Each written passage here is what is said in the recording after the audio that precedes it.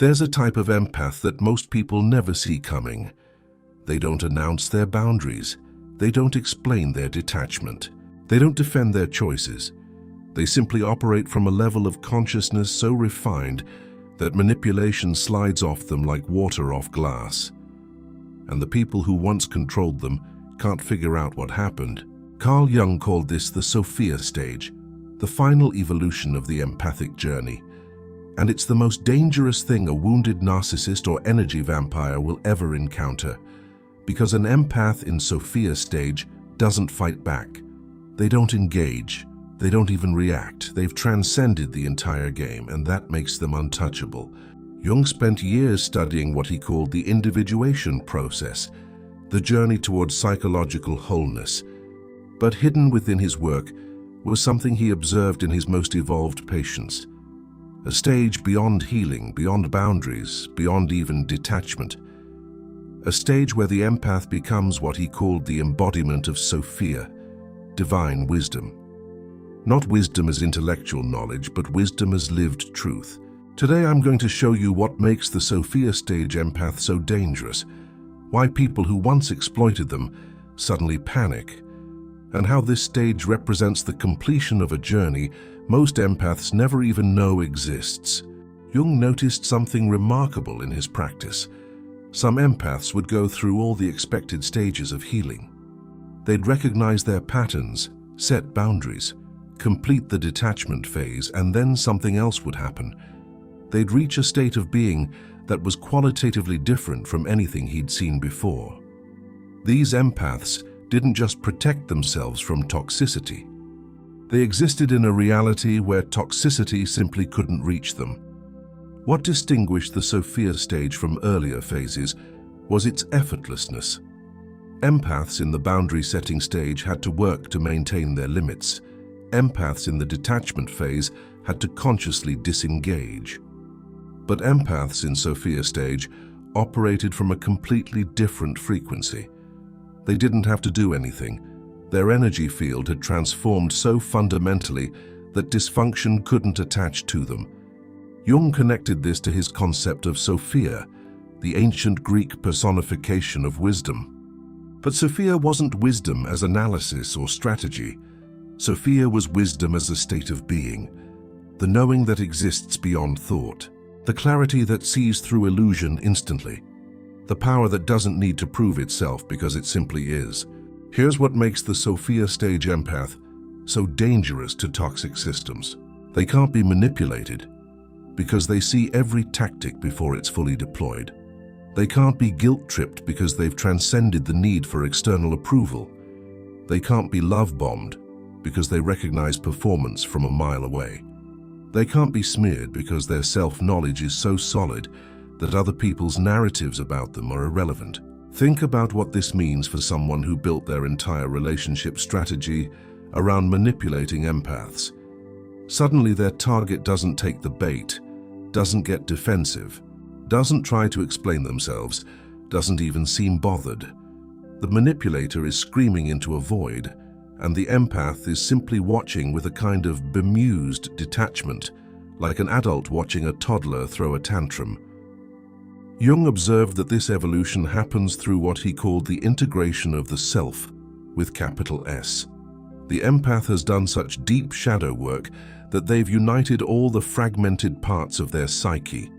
The wounded child, the protective warrior, the wise elder, the divine feminine, the sacred masculine, all of it integrated into one coherent being.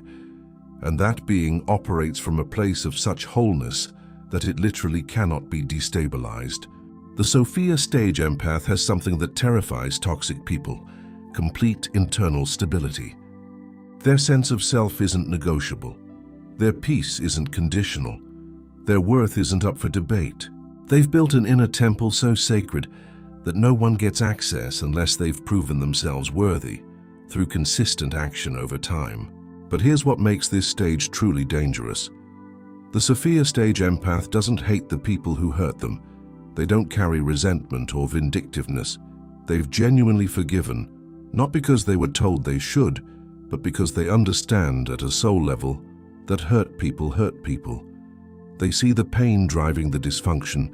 They feel compassion for the wounded child inside the adult who's attacking them. And they still walk away without looking back. This combination of deep compassion and absolute boundaries is what Jung considered the highest form of psychological development. The empath has integrated both the light and the shadow. They can feel everything and be moved by nothing. They can understand completely and still refuse to participate. What Jung found most significant about Sophia stage empaths was their relationship with truth. They don't argue about reality anymore. They don't try to convince people who are determined to misunderstand them. They don't defend their version of events. They simply know what's true, and they move accordingly. If someone needs to believe a lie about them to feel better about themselves, the Sophia stage empath lets them. Their truth isn't dependent on anyone else acknowledging it. This is what makes them so dangerous to toxic family systems. The empath won't show up to defend themselves at the intervention designed to pressure them back into dysfunction. They won't engage with the flying monkeys sent to guilt trip them. They won't respond to the manipulative text messages or the sudden crisis that always seems to happen when they've pulled away. They've exited the entire dynamic, and no amount of escalation will pull them back in. Jung described this as the empath finally embodying their own authority. They're no longer seeking permission from the people who hurt them. They're no longer waiting for validation from the system that exploited them. They're no longer hoping that if they just explain themselves one more time, people will finally understand. They've become sovereign in a way that makes them accountable only to their own soul. The Sophia stage empath also develops what Jung called the ability to hold paradox. They can acknowledge that someone did the best they could with what they had, and that their best was deeply damaging. They can feel love for someone and never want to see them again. They can understand why someone behaves the way they do, and still refuse to accept that behavior in their life. They're no longer trapped in either-or thinking. They exist in the sacred both-and. This capacity to hold complexity without collapsing into confusion is what separates Sophia stage empaths from those still healing. They don't need neat narratives. They don't need villains and victims. They see the full humanity in everyone, including the people who hurt them, and they still choose themselves without guilt. Here's what Jung discovered about this stage. The empath becomes almost invisible to toxic people. Not because they're hiding, but because they're operating at a frequency toxic people can't perceive. The empath is present, engaged with life, building beautiful relationships with healthy people. But to the dysfunctional system they left behind, it's like they disappeared. And that absence is more powerful than any confrontation ever could have been. The Sophia stage empath has learned the most dangerous truth of all. The best revenge is becoming so whole that you forget revenge was ever an option. They're not plotting, they're not planning, they're not waiting for karma. They're building a life so beautiful that the people who hurt them become irrelevant characters in a story they're no longer telling.